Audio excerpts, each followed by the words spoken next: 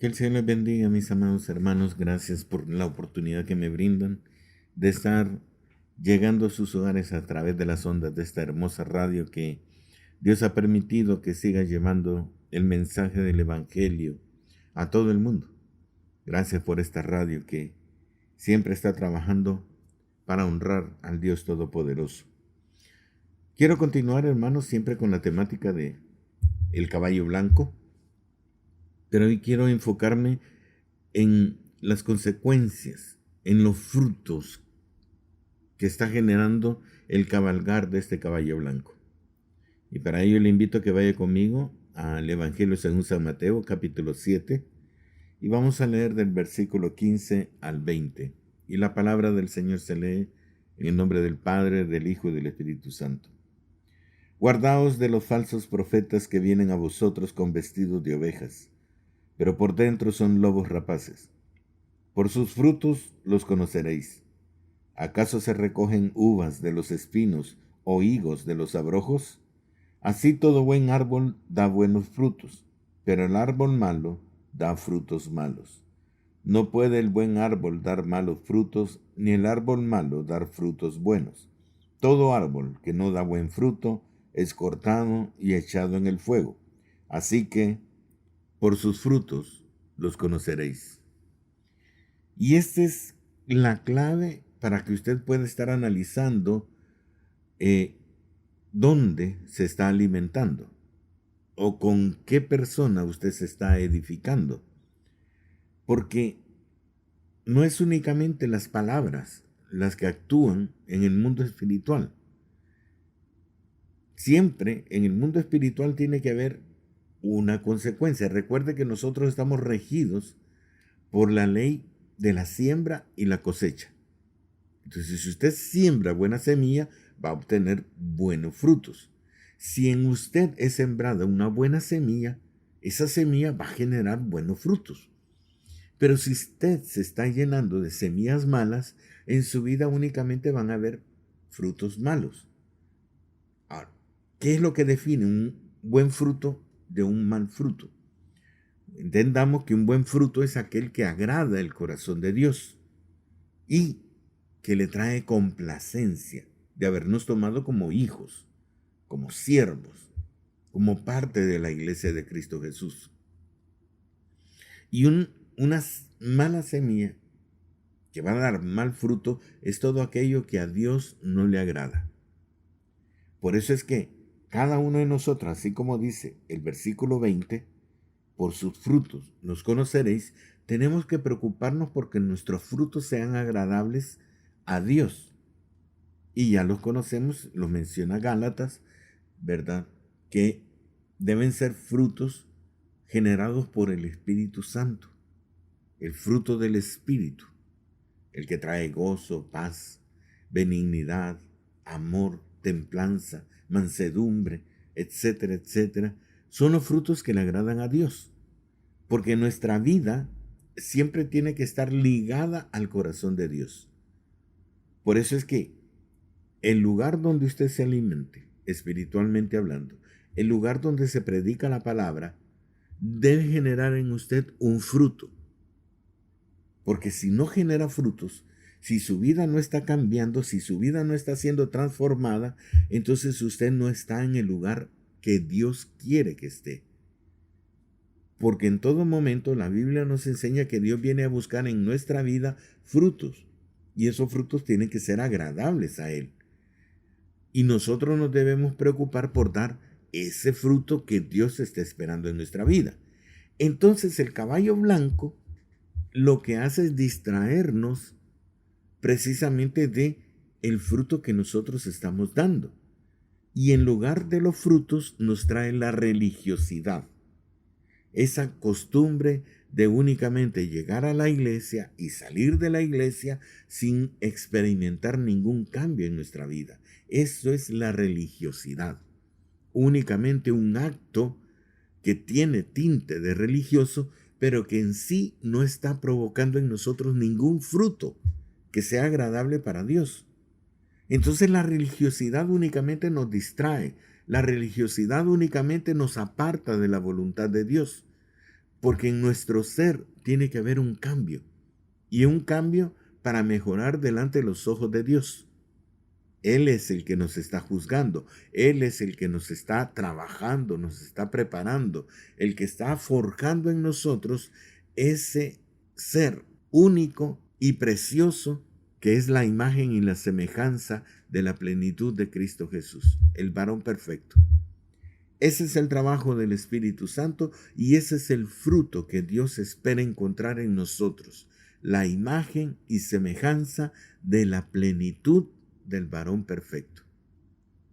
No hay otro fruto, no hay otra meta. No se deje engañar por el jinete del caballo blanco. Lo que Dios está esperando encontrar en nosotros es la imagen y la semejanza de la plenitud de Cristo Jesús en nuestra vida. Y por lo tanto debemos enfocarnos al 100% en lograr que nuestra vida adquiera esa imagen y tenga esa semejanza y tenga la plenitud del varón perfecto que es Cristo Jesús. Todo lo demás es religión. Todo lo demás es algo vano, algo que no abona, algo que no produce un fruto que sea agradable a Dios. ¿En qué me baso? En lo que la palabra del Señor nos explica, en lo que la palabra del Señor nos está requiriendo. ¿Por qué? Siga usted en el texto. Estamos en San Mateo, capítulo 7, versículo 21. No todo el que me dice Señor, Señor, entrará en el reino de los cielos, sino el que hace la voluntad de mi Padre que está en los cielos.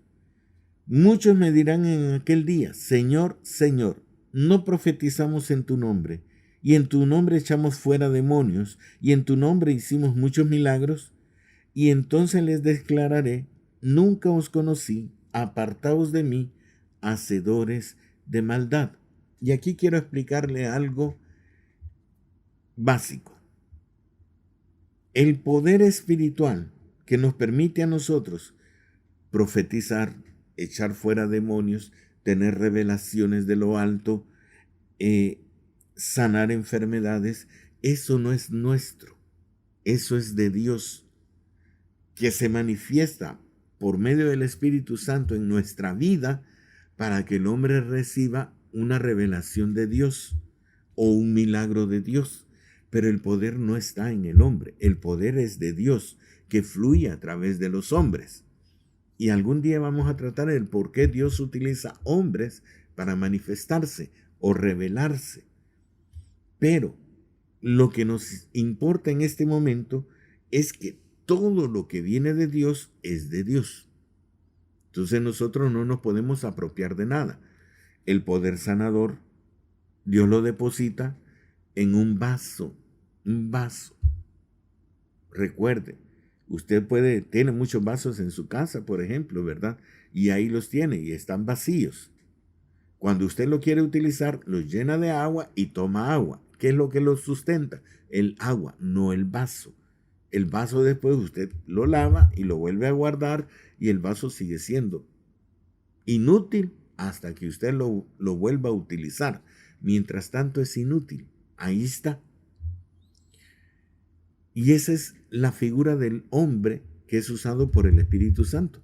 Cuando Dios se quiere manifestar en el poder de su gloria para traer una sanidad, entonces utiliza su vaso, lo llena de su poder para que ese poder fluya hasta la persona que necesita el milagro de sanidad, y después de que ha fluido y que el milagro está hecho, el hombre que ha sido utilizado sigue siendo hombre, un pecador como cualquier otro, porque ese poder que fluye a través de nosotros no nos perfecciona, no trae nada más, no abona, sencillamente es un fluir del Espíritu de Dios, del poder de Dios que hace el milagro y vuelve a quien lo da, a Dios. Entonces, por eso es que nos llaman vasos, porque nosotros únicamente somos portadores de la gloria de Dios. Pero una vez termina esa manifestación, nosotros seguimos siendo los mismos hombres pecadores de siempre. Por eso no nos podemos apropiar de la gloria de Dios. Por eso no podemos pensar que somos mejores únicamente porque Dios nos utiliza en sanidad o Dios nos utiliza en profecía.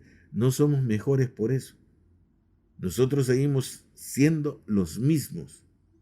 Únicamente que la misericordia de Dios fluye a través de nosotros, así como el agua fluye a través de la tubería, ya sea una tubería de metal o de plástico, fluye. El agua siempre fluye y siempre va a llegar al chorro que usted abre y cierra cuando necesita tener agua. Pero no es el tubo el que produce el agua. No, el agua viene de su fuente y llega hasta usted a través de sus tubos. Pero una vez el agua deje de fluir, el tubo está vacío. Por eso no nos equivoquemos.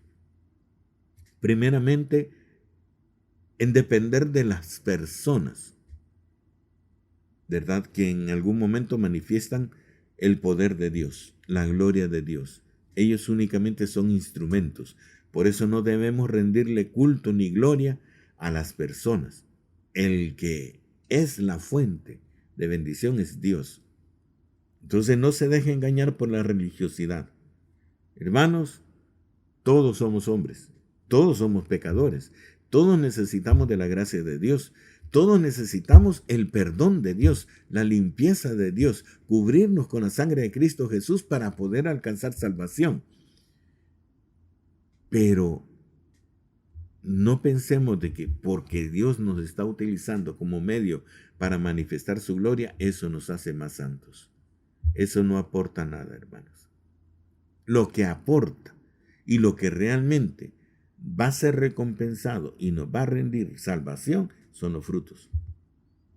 Porque dice, no cualquiera que me llame Señor, Señor, entrará en el reino de los cielos, sino el que hace la voluntad de mi Padre que está en los cielos. Entonces, ¿a qué nos debemos enfocar? A hacer la voluntad de Dios. ¿Y cuál es la voluntad de Dios?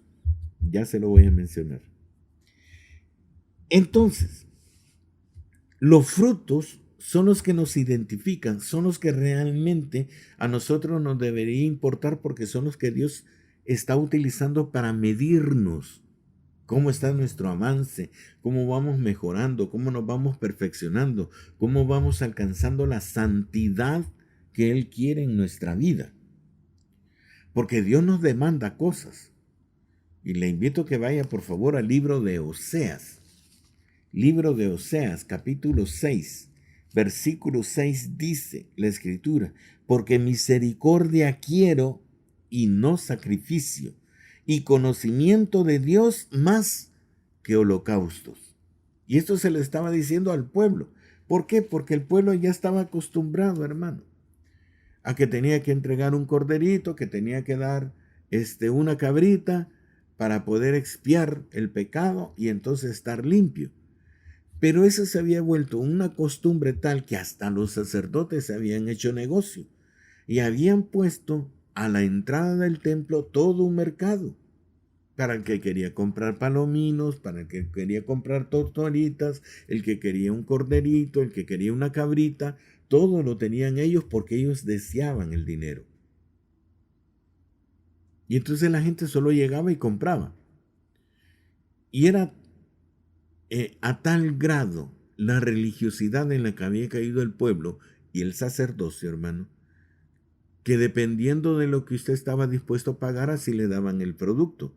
Entonces, si usted no tenía mucho dinero para comprar un corderito, le ofrecían uno que tenía defectos. Y esos no eran agradables al Señor. Pero como se lo daba un sacerdote, la gente lo compraba. Y se lo ofrecía al Señor. Y entonces es ahí donde expresa a través de su profeta y dice que él no quería sacrificio, sino que quería misericordia, porque la violencia y el afán de las riquezas habían contaminado incluso a los sacerdotes de Dios. Pero aquí está la fórmula. O sea, ¿qué es lo que quiere Dios? Que tengamos misericordia, que tengamos frutos, que tengamos algo que es agradable al Señor. Porque nos hemos vuelto materialistas. Y pensamos que con dar el diezmo, hermano, ya alcanzamos la salvación. No, hermano, eso es de otra religión. El diezmo es del Señor y nosotros se lo tenemos que dar. Eso es lo que dice la Escritura. Porque el diezmo es del Señor, no nos pertenece a nosotros y se lo tenemos que entregar. Pero eso no nos agrega nada porque el diezmo es del Señor, no es nuestro. Es del Señor. Entonces usted se lo tiene que dar, punto. Ahí no hay vuelta de hoja. Lo que debemos preocuparnos son los frutos. Y el fruto debe comenzar con amor. Porque hermanos, el que nos ha marcado el nivel de perfección con que debemos adorar y honrar a Dios es Cristo Jesús. Y Él se entregó por amor. Y lo dejó todo por amor.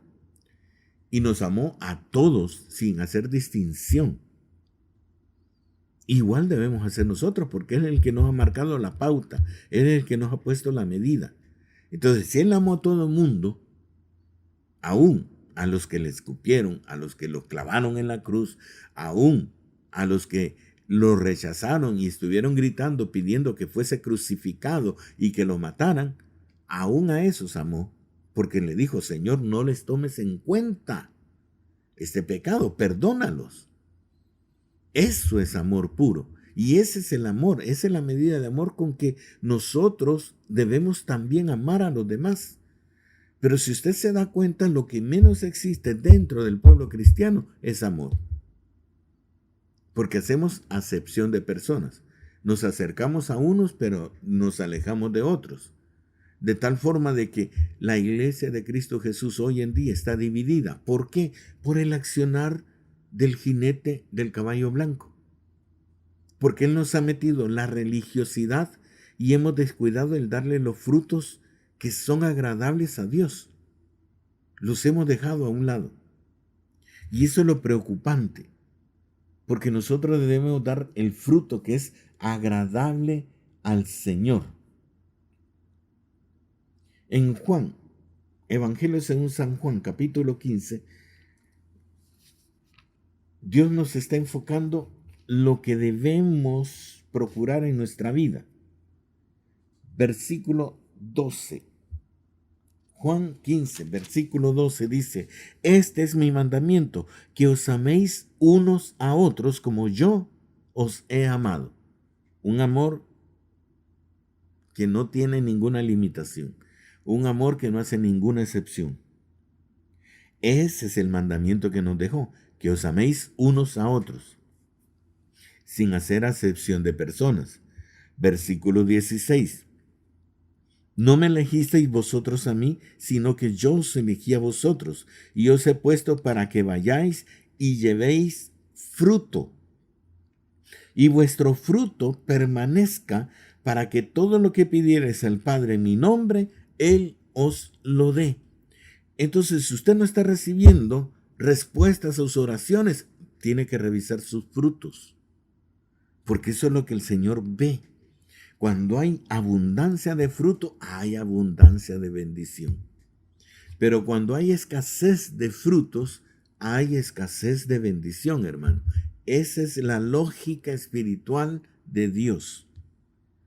Versículo 17. Esto os mando, que os améis unos a otros. Punto. Eso es lo que nosotros debemos hacer. Ese es el fruto que Dios espera encontrar en nosotros.